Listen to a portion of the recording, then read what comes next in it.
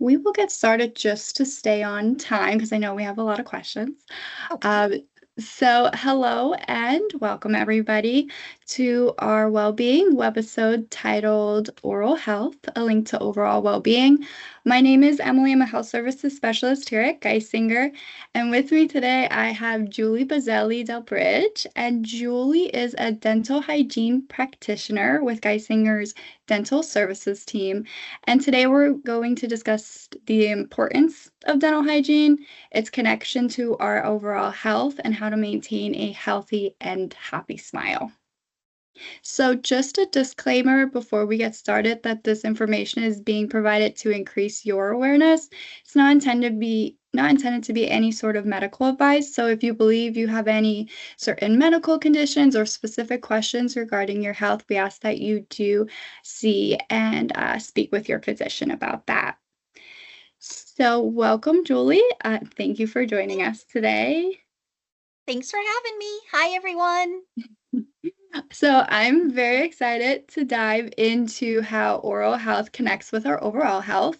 From my own knowledge, it's recommended to visit your dentist 2 times a year for your checkup, your cleaning. And I know personally, I have mine scheduled for November, so it's coming up Yeah, soon. yay! But I am thinking most people probably don't like to go to the dentist, or maybe they might be putting off going to an appointment for some sort of reason. So, to start us off, is visiting your dentist twice a year truly the gold standard recommendation? And do you have any stats or any information you can share with us on how many adults actually adhere to this recommendation? Oh, that's a good one. Well, first off, the gold standard is definitely 2 times a year. That's for the average healthy adult, child, adolescent, geriatric patient. Now, there are circumstances in which patients could come into the office more frequently. We do see patients, periodontal patients that have gum disease. We sometimes they're seen alternating between a general office and a periodontal office. So they might go 3 months with us and then 3 months later at the perio office and then back to us. So they alternate every 3 months. So that is for instance, where you would come in more often. Sometimes kiddos with ortho, if when they come in, we see that their hygiene's not good, we like to collaborate with the orthodontist. So it's very important. A lot of parents don't, they think their kid's an orthodontic treatment. They don't have to go to the dentist. It's even more important for them to have their teeth cleaned when they're in braces. There's been many times where we even get kiddos in for more frequent cleanings. Sometimes, well, anyway, we won't go down that road, but yes. So that's another instance in our pregnant members as well. So pregnancy, and now insurances are paying for pregnant women to have an extra cleaning during, their pregnancy. And I believe it also goes 12 months postpartum. So twice a year is the minimum. Okay, minimum. So, gotcha. So there's a lot of different situations and circumstances that can make that just a little bit different, is what you're Definitely. saying. And your dental professional will, make you aware. If they think that there's a need for Right, anything additional than the norm, they're definitely going to make you aware of that. right. Awesome. Well, thank you for sharing that. And I'm thinking that some people might put off going to the dentist, right? Because they feel fine. So maybe they don't have pain, they don't have issues, but does no pain mean that there's no need to go to the dentist?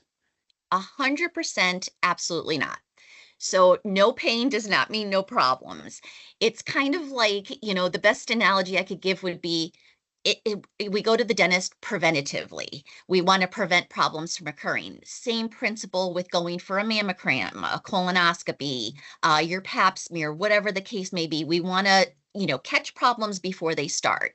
And I've had a number of patients throughout my career that have come in and, you're checking with them and they're like, everything's fine, feels great. And then we say, well, you're due for your yearly x-rays. We take the x-rays and all of a sudden the x-rays are showing a different picture. And the patient's not symptomatic. Maybe the tooth is root canaled, and so it wouldn't be symptomatic because it's essentially not a vital tooth. But many instances, especially if things are just starting to brew, they will see it radiographically on an X-ray as opposed to, the patient coming in and telling us that they're having symptoms. So we uncover a lot of stuff from abscesses to we see things like even as far as like through the oral cancer screening. It's not just stuff in your mouth, it's head and neck. So prevention is always the best thing. So it's really important to go and to have your x-rays. Yeah, yeah, that's a good point. We can't see internally unless we go and we get those x-rays done. Right, exactly. And the x-rays are really important. And, and you hear throughout your career radiation and now with digital like radiography, the exposure to radiation is so minimal. Like we get more exposure spending an afternoon at our child's soccer game or just being out in the yard, gardening or whatnot. There's natural radiation in the atmosphere, and digital x-rays are very, very minimal, but what they show is immense. And nowadays, the advantage of digital is that we could do so many enhancements to it. Where years ago, when I first started practicing, and you're looking at those little x-rays, that was all we could see is just what we have. But now with technology, we can magnify and enlarge and focus in on certain areas. So it really, the picture, a picture says 1,000 words. And what we see clinically by looking in your mouth, it paints a whole different picture than what we see on an x-ray. Right, right. Everything has really evolved. Yes, it is. It is. And I think we all know that practicing dental hygiene habits like we're flossing, we're brushing our teeth, we know they're important to our mouth's health.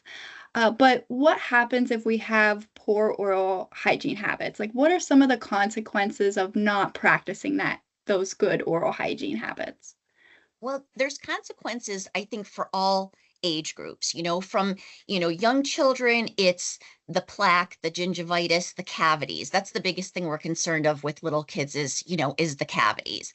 As you get older, and you get more towards adolescence, and now we factor in hormones with puberty, and now there's a recipe for inflammation, because whenever hormones are involved, everybody responds differently. And more often than not, we see, gingivitis in adolescence, bad breath, which impacts kids socially. I always, whenever I'm talking to a teenager, I always try to like explain to them, if depending on their age, about girlfriends, boyfriends, friends, communicating how people don't want to smell your breath. If you're not brushing your teeth, you think people can't see, but people could see what's going on, even though you might think that they could tell just by how your breath smells. That's a really good indicator as well.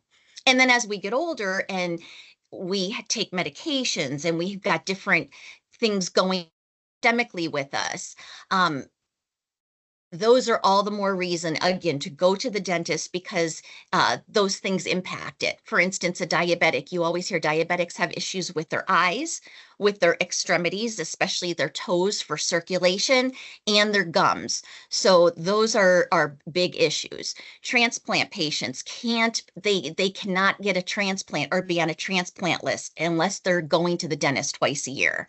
It's very important. I've had a number of transplant patients in my career, and we'd have to sign off like every time they would come in because they needed to maintain good overall health in order to qualify for a new organ. So everything it relates. Right. Oh, that's really interesting to hear, Hmm. actually. And to your point, after doing some research, I did read that about 47% of people aged 30 or older in the United States have some form of periodontal disease. Am I saying that right? Yep. Hmm. Periodontal? Okay. Yep. So, what is periodontal disease and how do we avoid getting this disease? If we have it, is any part of it reversible? Can you tell us more about it? Absolutely. Well, periodontal disease starts with gingivitis. So if somebody tells you that you have if your gums are red and you're bleeding, healthy gums don't bleed. So I hear all kinds of people come in, they tell you that they're flossing, but their gums are bleeding, their gums are tender. Healthy gums do not bleed, okay? Across the board. So that's something, that's important to know. Now, if you're pregnant, and again, the hormones are a factor, some patients do notice some bleeding with pregnancy, but there's usually special circumstances. So gum disease starts with gingivitis, which is inflammation of the gum tissue. So the gums are puffy, they're swollen, they're red, they probably bleed, they might be a little uncomfortable, but the supporting structures that are holding our tooth in place are still strong. So if you think of our tooth like an ice cream cone, so you've got the cone and then you've got the ice cream on top. The cone, it would be like the root of our tooth, and the root of our tooth is encased in bone.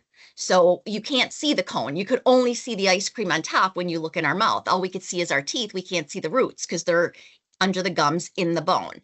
Once gingivitis starts to progress to periodontal disease, now we start to lose the bone that's holding the cone in, that's holding the ice cream cone, if that makes sense. I'm trying to like explain it Yeah. that way. So what ends up happening with periodontal disease is it could be around the whole tooth. It could be on one side of the tooth.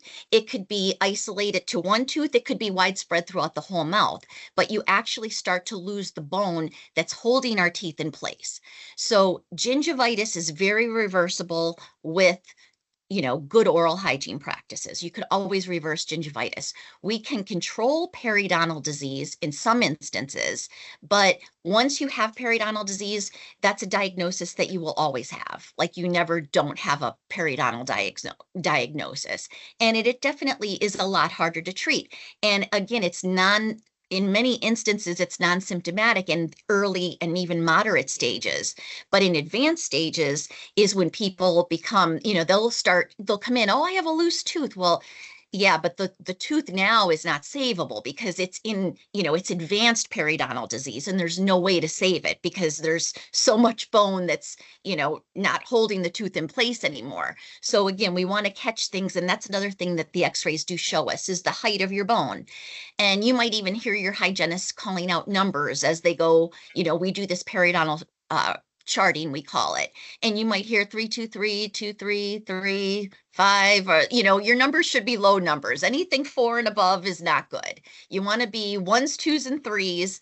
Maybe a few isolated 4s is okay, but you want to have lower numbers. That means your gums are healthier. And if you hear your hygienist calling out numbers, ask them about it. Don't just ask them, what does that mean? And they could explain it to you and exactly where you fit into, the range of healthy versus non-healthy.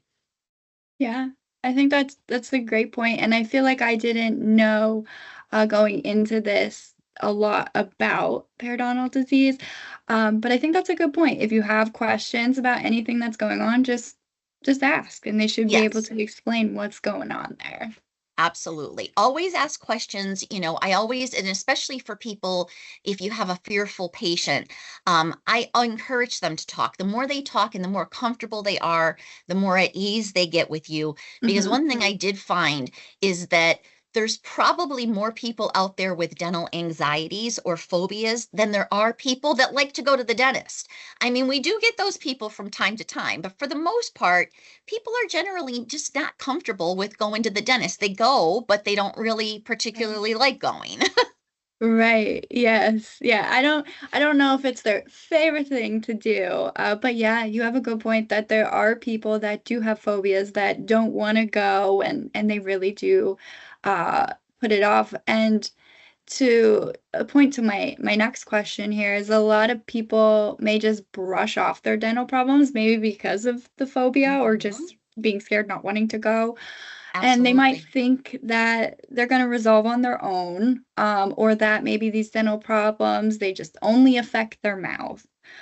Some research that I did suggests that better oral hygiene practices are linked with lower rates of heart disease. Is there any truth to this?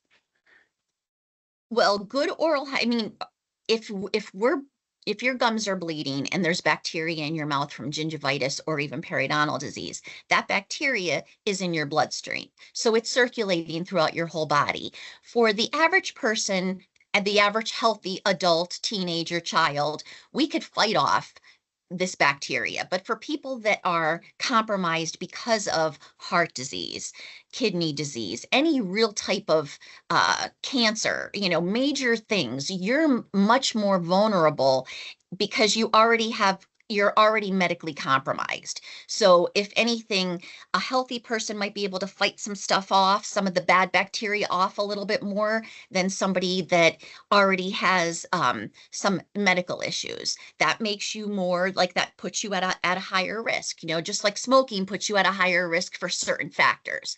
Same thing with with dentistry.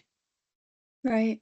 And Right. and so yeah, absolutely, you can't have good, and we had a poster in my office all my years of practicing. You can't have good overall health without having good dental health. And that's so important because your mouth is the gateway to your body. And Yeah. you really, I mean, I've seen people over the years, some people that are very well dressed, very put together, and whenever you talk to them, their hands always over their mouth.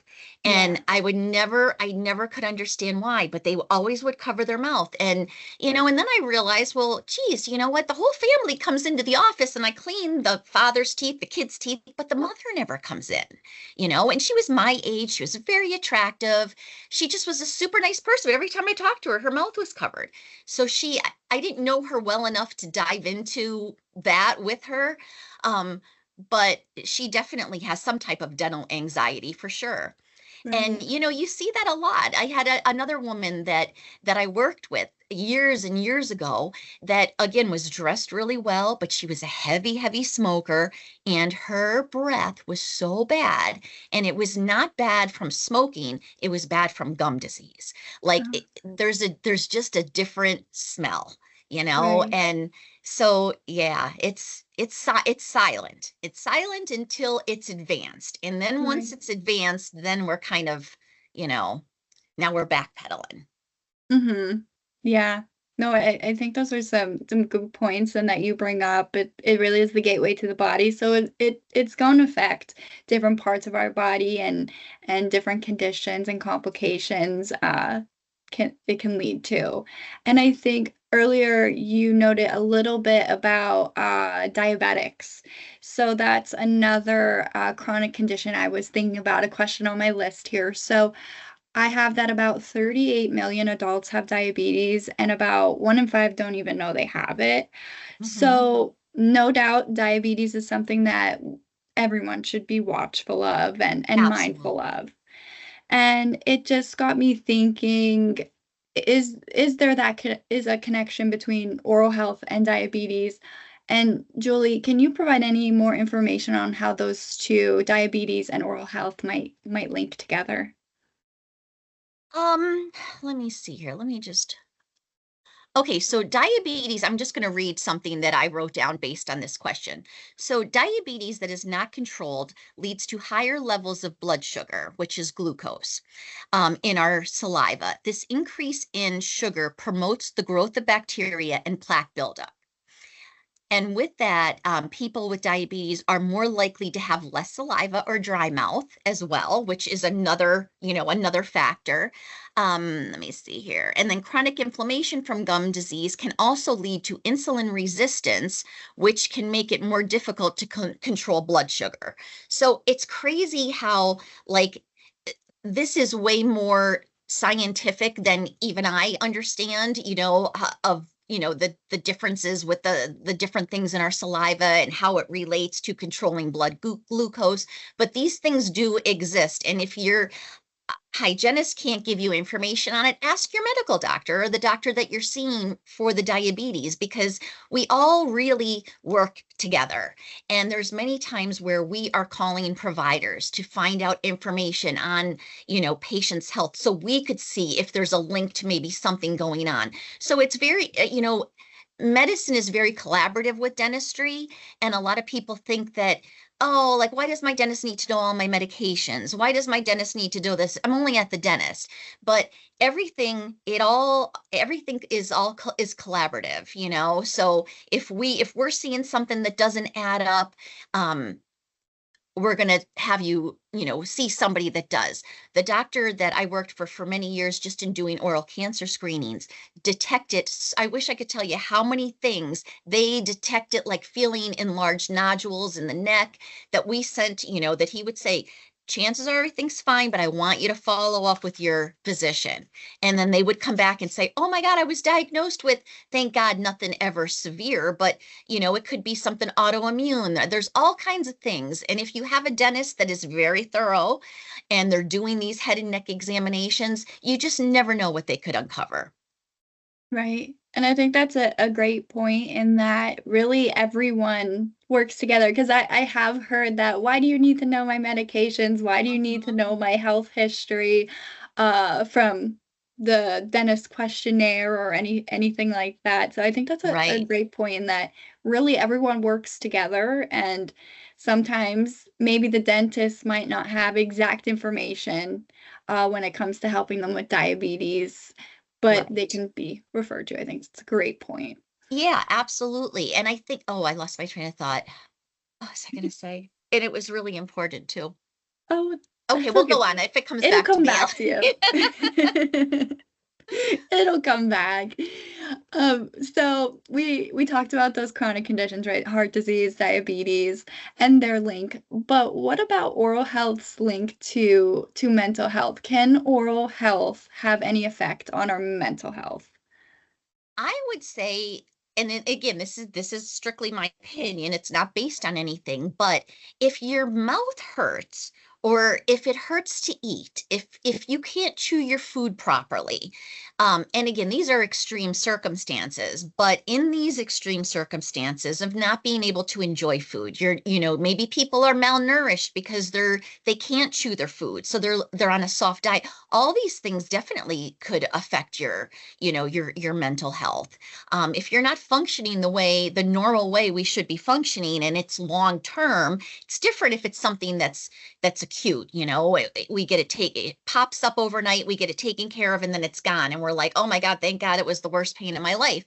But if it's something that's chronic and you're dealing with it every day, maybe it's an ill-fitting denture, that when you eat, it's moving and it's not staying tight. Or it's the fact that you need teeth because you've got a bunch of teeth that are missing. We see it a lot even with kiddos that have to have teeth extracted because of decay. You think, how are these kids like eating their food? We need our mouth. I mean, that's part of our nutrition, and how we feed our body. So definitely, if things aren't right here, they definitely won't be right up there. Right. Yeah. And maybe even to a point of being self-conscious and not acting like yourself, or maybe not being as social, or like the whole thing you said Absolutely. with covering your mouth, maybe anxiety around it too. Yeah, I think those are Oh, without a great doubt. points. Without a doubt. And a lot of patients that have so much anxiety that even coming to the dentist provokes, like without having any pain, just a Hmm. normal cleaning provokes anxiety. So, over the years, I learned that if somebody is very anxious about going to the dentist, schedule your appointment first thing in the morning. So you get it over with, you wake Right. up, you go to the dentist, and it's done.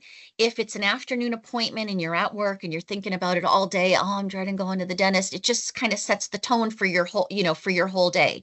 So early in the morning, same with, children. We always say, earlier in the day, you want to bring them into the dentist. Don't bring them when it's nap time or when they're Hmm. hungry or if after school, if they're real tired and having a bad day. All this stuff, affects what Yeah. we do and what we're able to do, especially with regard to children, because you could talk to adults, but sometimes you can't negotiate with kids. Right, right. And if they're thinking about it all day and I totally Oh get it. yeah. Mhm. And so my next question here for you might be more of a basic question, but I think it's a good thing that we can touch on. So we talked on the two chronic conditions, how that can link to oral health or mental health, but I think it's important to discuss how exactly we practice good oral hygiene. Um, and good oral hygiene can lower the risk for complications or conditions. So just a few tips here on how we could practice good oral hygiene. Well, starting with nutrition. So it would be, just being mindful of what we're consuming. Soda, high sugar content, juice boxes, high sugar content. So being aware of what we're feeding our body, that would probably be the first thing. And then based on whether you have, a mouthful of dental work, now you might have to be cautious of eating hard pretzels and things of that nature. So we do have to kind of modify what we eat based on what we have. If you have a lot of cosmetic work in your mouth and you've got a lot of like really expensive porcelain veneers, you're not going to be biting into hard pretzels, because the last thing you want to do is break a veneer. So there's a lot of things, but this is all stuff that that your doctor talks to you about. So, you want to do the brushing twice a day. Brushing your tongue is so important. So many people do not brush your tongue. And when I say brush your tongue, I mean more or less using a tongue scraper of some sort, not your toothbrush bristles. Um, but we get so much bacteria on our tongue, and the majority of mouth odor comes from that bacteria on our tongue. So if we are brushing or scraping our tongue when we're brushing our teeth, that just does, that's so helpful for our mouth, as well as flossing. If you want to rinse, you could rinse with Listerine. If you're going to rinse with any rinse, I do recommend using Listerine. It has the American Dental Association seal on it, and it is an antiseptic, so it's going to kill bacteria in your mouth. If you're sensitive to alcohol, um, Listerine has the Listerine zero, which means no alcohol in it. They also have a fluoride rinse. Now, Listerine's fluoride rinse or Act fluoride, a fluoride rinse is going to be very different than a mouthwash. The mouthwash is, the Listerine mouthwash is an antiseptic, so it's killing germs. But the fluoride is helping to prevent cavities. So they serve two different functions. So if you want the benefit of fluoride, like for kiddos or even for adults with root exposure, if you have a lot of recession, we benefit from fluoride as adults as well. So if you want both, then you're going to need, two different rinses. Seeing your dentist, and then being careful. If you're a child or a kiddo playing sports, or even an adult playing sports, protect your teeth. Wear a mouth guard. Especially if you have braces on, it's very easy to fall, and the braces, the metal bracket could go into your lip. If you're grinding your teeth, that is also a big thing that affects adult teeth a lot. Children grind their teeth often, but that's something that they have to grow out of. We can't really do anything to make a child stop grinding their teeth. For that matter, when we do it, we're usually asleep, so it's hard to make ourselves stop as well. But your dentist will make you aware if they see wear on your teeth from grinding, that a guard is indicated. So that's another way so that you don't break or chip or wear down your teeth. I've seen some people over the years, elderly people, that like have little nubs of teeth, and it's such a gradual wearing down from grinding that they don't notice it. We notice it because we only see them twice a year, and we also measure, take measurements of the length of the teeth and whatnot. But they don't realize how much tooth structure they lost because, again, it's such a gradual thing. We see it. And so guards are tremendously beneficial. Oh, So, and awesome. floss, floss, floss, floss. Only floss the teeth you want to keep. Yeah, and I think you really alluded to even one of my questions that it was talking about bad habits, the nail biting, opening Yes. things, grinding, clenching. And my question for you is if you had on I cannot talk today, if you had any advice on how to break these unhealthy habits. And I think you alluded to it, right, with maybe a mouth guard for clenching teeth. Do you have any advice for, oh, I don't know, the nail biters or opening things with mouths, grinding, You know, anything like that? habits are tough, right? Habits are tough to break. We have to be very mindful to break these habits. Nail biting, holding, like if you sew, and people that hold a needle, like sometimes they'll hold a needle in their teeth. Over time, that needle will actually cause a notch in their tooth. If you're holding a needle in the same place, or a carpenter holding a nail in their mouth, if you're doing that over years and years, you're going to have a notch right where that nail was or that needle was. So, we don't want to hold anything in our mouth. We don't want pens in our mouth or pencils. even people with tongue piercings. I've seen so many broken teeth as a result of a metal tongue piercing. Yeah, because lots of times they're clicking the tongue bar, they call it a bar. Lots of times they're Hmm. clicking it on their teeth and it's hitting the back of their teeth when they talk, if they're doing it, just out of a habit, like just to do it. Yeah, very, very bad. So if you have a tongue bar or anything, plastic is the way to go if you have to have an oral, piercing, but anything metal shouldn't be around our teeth either.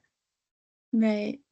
And I know we're kind of coming on time, so I'm just gonna go to my last question here, which Okay. is it's a takeaway question. I think we had just so much good conversation, so much to talk about here. I feel like we could have a whole nother webisode on I this. know, I told you I could talk for hours on this stuff. So, pretty sure I could speak for us all today that we did learn so much, right, with the connection of dental health and overall health. And I know I definitely learned that taking care of our oral health is really an investment to our overall health. I think you even started the conversation today with that. And as a takeaway, what is the most important note you want everyone listening, or if they watch this back, what do you want them to remember and take with them? I think what's important, and I'm just reading my notes, so I'm glad I'm saying it. There's some things out there that are myths. Like people will say, I have soft teeth or I have bad teeth. There's no such thing as soft teeth. Our teeth aren't soft. Our enamel is the hardest substance in our body, harder than our bones. People could have enamel irregularities or enamel things that maybe happened if you were on an antibiotic, maybe when in utero, when the teeth were forming, or if you took an antibiotic when the teeth were developing, if you were a child that had frequent ear infections, things like that could impact the enamel of our teeth. But our enamel's not soft, it's hard. So that's a myth. It's also a myth losing a tooth with every pregnancy, or I had to get a filling with every pregnancy. You have to be more on top of your oral hygiene when you're expecting, but again, that's a myth. There's no scientific evidence behind pregnancy having any kind of a detrimental effect on your mouth. And what was the other? Was another one? Let me just see here. Oh, with gum, a lot of people too think about how dentistry was in the 70s and 80s, right? It was more, we went when there was a problem. People didn't have the access to insurance like they have today. Dentistry wasn't preventative. We would treat people that had an issue, but most people, the average person, unless you had lots of money, didn't go to the dentist for preventative care. You went when you had a problem, and by the time you got there with the problem, you end up having, in many instances, to have the tooth be pulled. So I've heard a lot of young adults say, well, I'm going to end up with dentures because my parents have dentures. No, that's totally not true. Dentistry has changed and evolved so much over the years that years ago it wasn't based on prevention, where today it's based on prevention. So just because we might have people in our family that have missing teeth or some or all missing teeth doesn't mean that we are destined to that as well. It's just about access to care. It's about having a dental IQ and understanding how important, brushing our teeth is. I often say to little kids that when I'm seeing them that don't say it, that they didn't brush their teeth that day. I'm like, well, you didn't come to school in your pajamas, and they're like, well, no. And I said, like, you have your shoes on. I'm like, well, you get dressed, you put your shoes on. It's just as important to brush your teeth, like you gotta, like, it's very, very simple. And is how simple we explain it to kids is really just how simple it is, even to explain it to adults. You just got to take care of your teeth and you have to be mindful. Mm-hmm. Yeah. No, I think those are great points, and it's not something that we should be putting off, or we should really try to build it into our routine every day so that we're not missing it. And even with our kids, building it into their routine because they're coming to school, like you said, fully dressed, but maybe they're not always brushing their teeth. And I think it's Exactly. interesting to your point too about the myths. I always find myths and true and facts pretty interesting. And I thought that one about basically like genetics, like it doesn't mean you're going to have it too. I think that's a great point for all of us to really take with Exactly. It's us. very different than, having a gene for cancer or a gene for diabetes. Gotcha. Those are Yeah. things that that could be hereditary, but well, maybe not the cancer, although cancer could be as well. But it's mainly dentistry. It's not. It's Mm-hmm. different. Yeah. And then Well, also if we're finding things early on, it also then is a simple fix to, a right. cavity. Maybe an old cavity needs to be replaced, and so they just put a new filling in it. Where if you let it go till you start having pain, well, now all of a sudden it's not a simple filling anymore. Now it's a root canal and a crown. Right. And what was maybe $150 to $200 filling is now a crown and a root canal, which is upwards of 2 grand, Right. and you're going to max out your insurance benefits on the root canal. And Right. then you're going to need a crown, and you're going to have maxed out your insurance benefit, and now they're going to be saying, well, the crown is $700 or whatever the going rate for a crown is today. Then Right. now you're talking about out of pocket expense as well. So Right. it really, it impacts financially everything. True. True. Yeah, Mhm. literally a whole picture. And I think it's a good point that dentistry is really focused on preventative care now too. So I Mhm. think that was great, Julie. I had a lot of fun talking through all this. I feel like I learned so much. I hope I didn't ramble at all. No, you're great. Um, with that being said, this wraps up our webisode for today, for this month. I just want to thank you again, Julie, for My sharing your pleasure. experience, your tips with us today. I also want to thank everyone that tuned in to listen today. I hope you did find it useful and relatable. I know I definitely did. If you do have any questions beyond this point, I didn't see any questions pop up in the Q&A, but if you do have any questions beyond this point, I will say either for myself or for Julie or feedback, if you want to message wellness@geisinger.edu, and we can always shift those questions to Julie and get them answered if you do have any as Absolutely. well. We have a whole dental team. So True. it's Yeah. not just me. There's 11 of us public health hygienists, and then our two doctors. Yes. Great. So you definitely will get an answer if you send in a question.